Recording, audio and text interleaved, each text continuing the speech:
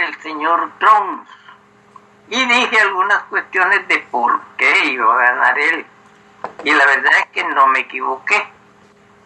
Ahora bien, esto de que la ultraderecha toma posesión en algunos países ya de Europa, Alemania por ejemplo, este es el trabajo que se viene haciendo, o que vienen haciendo ellos desde los años 90. Toda esa década, no debemos olvidar que toda Europa estaba en manos de primeros ministros socialistas, todo. Y el mundo trabajador, el mundo obrero, los proletarios nos alegramos, ¿va? Teníamos que alegrarnos porque la izquierda tomaba el poder en todos los países europeos. Pero lo que muchos no entendían o no entendíamos es que esas no eran socialistas. El nombre tenían ellos de países, de partidos socialistas, y algunos se autollamaban hasta comunistas, y realmente no lo eran. Ese trabajo de esa derecha que entró en esa época ha venido trabajando hasta llegar a esta época en que prácticamente se radicalizó ya el capital quizás más criminal que puede haber en la historia, y ya van a empezar a desarrollar su trabajo tratando de aumentar, por ejemplo, los años a las personas que se van a pensionar.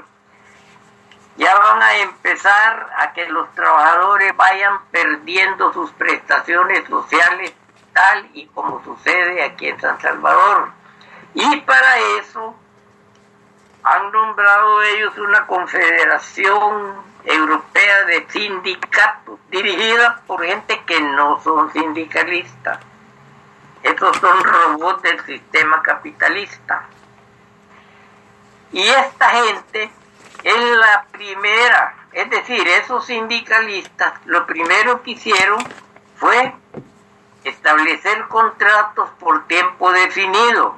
Y aquí en El Salvador, pero rápido pusieron en práctica eso. O sea que este mes a las 12 de la noche, muchos contratos con el tiempo definido hasta esa época, a las 12 de la noche del 31 de diciembre, se quedan sin trabajo. Eso, señores, viene de Europa. Eso viene de la Confederación Europea de Sindicatos, manejada, por supuesto, ya no por los trabajadores. Ya no se eligen los trabajadores como antes, que se hacían asambleas, y ahí se proponía, ahí se hacía ya una agenda para que en la que la directiva iba a trabajar. Eso ya no existe. Ahora, por ejemplo, esa Confederación Europea de Sindicatos, esa viene elegida ya quizás hasta por la Organización Mundial del Comercio, que también a estas alturas esa organización está por absorber hasta la OIT, o sea, la Organización Internacional del Trabajo. Eso se está acabando. O van a modificar todos aquellos convenios que habían en relación a los trabajadores, al movimiento sindical y a los sindicatos. Todo eso está programado para terminarse. Pero por supuesto no hay necesidad de destruir los sindicatos. Los sindicatos están destruidos ya a través de lo que le llaman las tripartitas. Ahí las asambleas, es decir, ahí los trabajadores ya no cuentan. Ahí son dos grupos de burócratas sindicales que se reúnen con representantes del patrón, con el Estado, y esos burócratas, y ahí acuerdan todo. A grado tal que aquí en este país, por ejemplo, ni siquiera el salario mínimo podían acordar. Entonces todo esto tiene su historia. Y estas comisiones tripartitas que le llaman. Estas vienen de ideas de la FLC en la época de Kennedy. Desde entonces ellos se reunieron, a esa reunión le llamaron el consenso de Washington, que este es otro consenso, esto fue allá por el año 60, porque estaban preocupados porque la revolución cubana ya no iba a volver a entrar aquí en ningún país, que es ejemplo, ¿verdad? Entonces vienen ellos y ahí se inventan eso, de que los sindicatos trabajaran en esa forma, toda la dirección iba a depender de esos tres grupos: patrones, representantes del Estado y los trabajadores. Y ahí prácticamente los sindicatos fueron perdiendo fuerza. Entonces en Europa, eso de la extrema derecha, a mí por lo menos no me extraña mucho, porque desde esa época venimos viendo cómo las grandes luchas de los trabajadores en España, en Francia, en Alemania, no sé, pero han luchado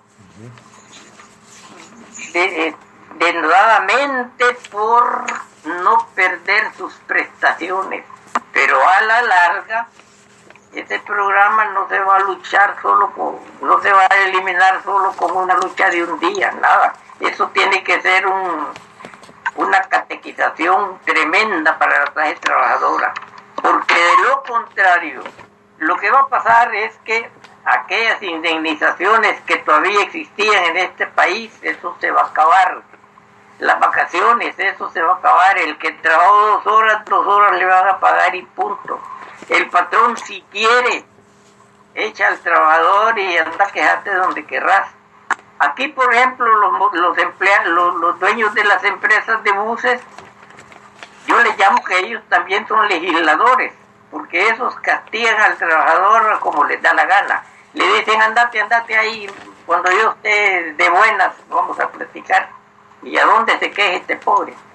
Y imagínense ustedes, bajo la dirección de un país que viene empapado de sangre a sentarse en el poder, son más de 100,000 muertos durante la guerra, torturados. Bueno, ahí andan luchando todavía algunos veteranos por prestaciones que ya firmó la Asamblea y que ya son ley y no se las dan. Entonces, estos gobiernos que tenemos ahora de izquierda están peor que los gobiernos de derecha, porque la derecha ya sabemos que son los ricos, pero estos han llegado precisamente a enriquecerse. Entonces en Europa pasó prácticamente lo mismo. A los que se les puede disculpar un poco serían los españoles, el Partido Obrero Socialista, tal vez porque ellos ya habían renunciado al marxismo, al comunismo, porque ya no creían en eso. Entonces dijimos, bueno, estos se van a la derecha, ya no se les puede llamar traidores. Y entraron ya al poder en España y empezaron la privatización, pero ellos ya se habían declarado fuera de todo el entorno socialista o comunista. Pero estos bajaron de la montaña como comunistas. Y yo entiendo que ese término muchos de ellos ni siquiera lo entienden.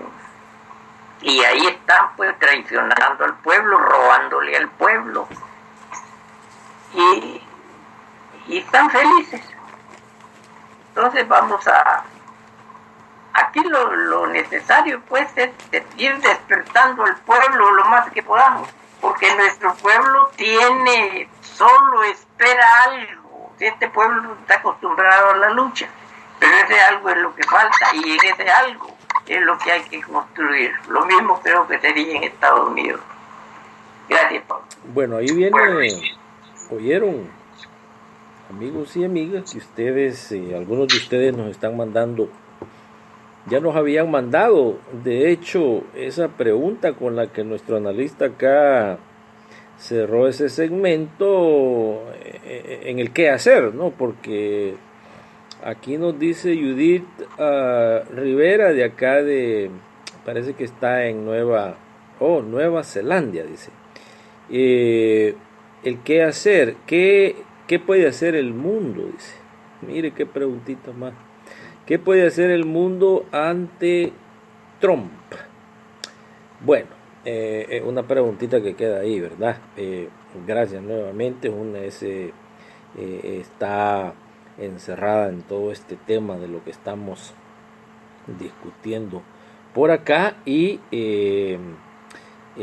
como de puente nos sirvió lo último que decía nuestro analista, porque eso nos lleva a aclarar un poquito, entonces a entender quizás esa situación que se está llevando a cabo, que en estos momentos se está dando allá en esa República del Salvador, en donde nos decía nuestro analista que bueno, un gobierno que dice llamarse comunista, socialista, etcétera, y que quizás son más derechistas que la derecha, dice. Entonces aquí hemos recibido un tweet que me dice, bueno, hay confusión con esto de los términos, porque creíamos que el gobierno salvadoreño es de la izquierda. Explique, por favor. Bueno, amigo, hemos estado en el pasado discutiendo esto, pero vamos a pasar los micrófonos directamente a Centroamérica, El Salvador, porque también queremos asociar esa pregunta de si hay izquierda en El Salvador con lo último que ha salido, que es el caso, dice, Saca y Arena, que también con estos términos de izquierdas y derechas, algunas veces hay confusión entre el conglomerado social, y eso queremos ver ahorita con nuestro analista, porque Saca y Arena, en El Salvador se conoce el señor Saca como miembro del partido Arena, y Arena se conoce como un partido de ideología derechista, y el FMLN lo opuesto. Pero nuestro analista acá nos está diciendo que no es así. Y de hecho él usa, inclusive nos habla de un partido en el gobierno en estos momentos que es de derecha.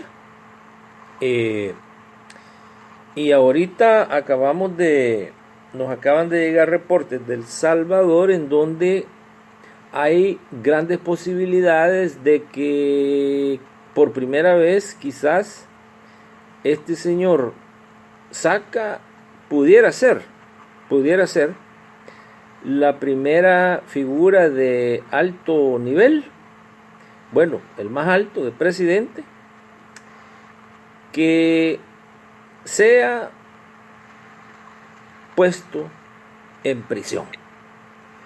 Y esto se lo vamos a transmitir y a transportar y a llevar a nuestro analista en El Salvador, porque habían varias preguntitas y nos decían que si Saca va a ir a prisión porque en realidad no es de los fundadores de Arena, o no pertenece ni a las familias tradicionales que se han adueñado de ese país. Saca es uno de los nuevos millonarios, de esa nueva clase que los tradicionalistas millonarios no aceptan, y que precisamente por eso, entonces, para que quede bien Arena y que el sistema judicial se diga que funcione, van a utilizar al señor Saca como una justificación de que el sistema funciona, y lo mandan a prisión. Bueno, vamos a ver qué análisis tiene entonces para responder a sus inquietudes, amigos y amigas. Nos vamos para El Salvador, Centroamérica, con nuestro analista. Adelante. Bueno, hay que aclarar que el primer presidente que ha estado preso no ha sido él. Muchos dicen que Flores. No, aquí hubo un militar de apellido Castaneda, no recuerdo bien el nombre. Castaneda, siendo presidente, quiso modificar la Constitución